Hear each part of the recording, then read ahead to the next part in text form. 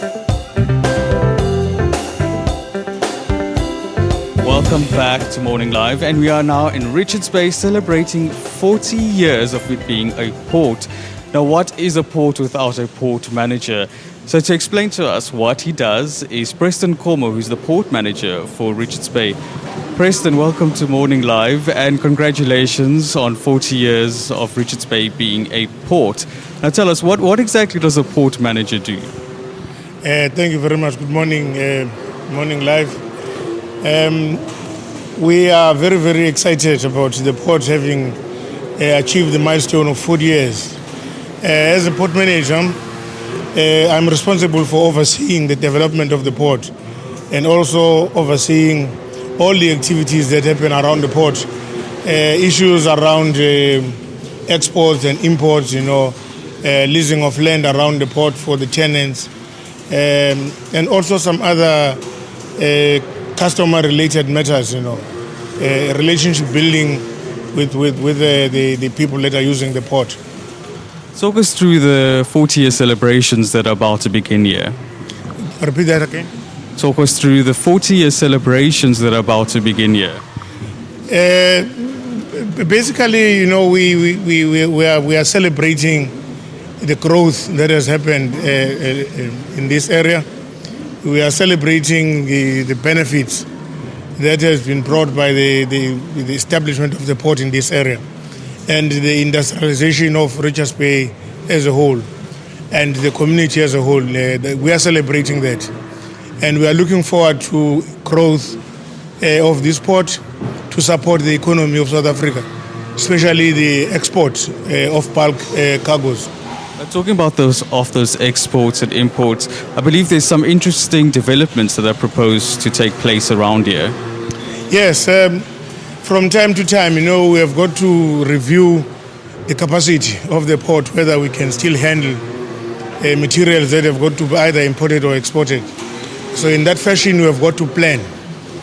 As it is right now, we are in the process of looking at increasing the capacity of handling liquid bulk cargoes in one of our precincts, which we call South Jones. So there is also the prospects of LNG. As you know, Richards Bay has been awarded 2,000 megawatts of capacity of electricity for the gas to power project.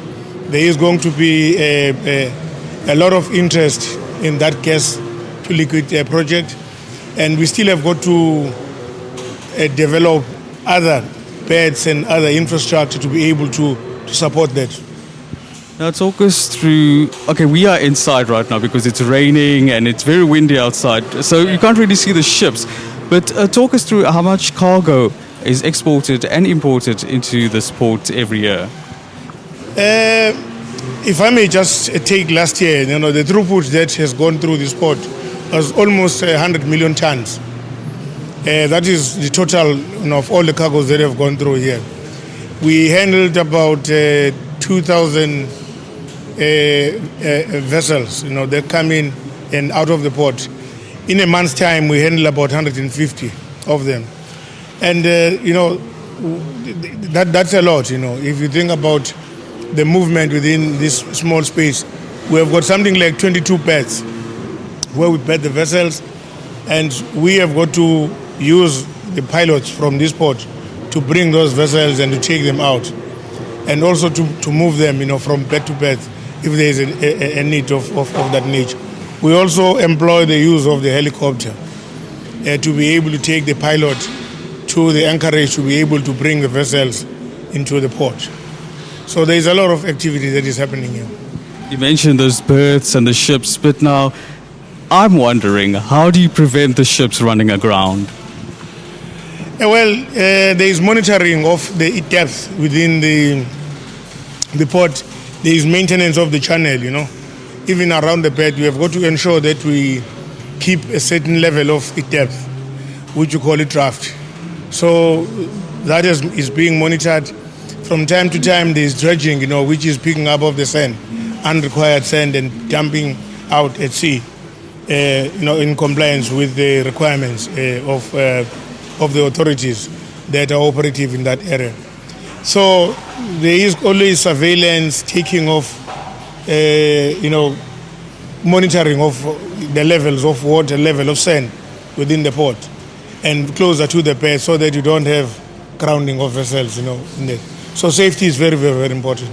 Thank you, Preston. It was really interesting to learn about what the port manager does here in Richards Bay.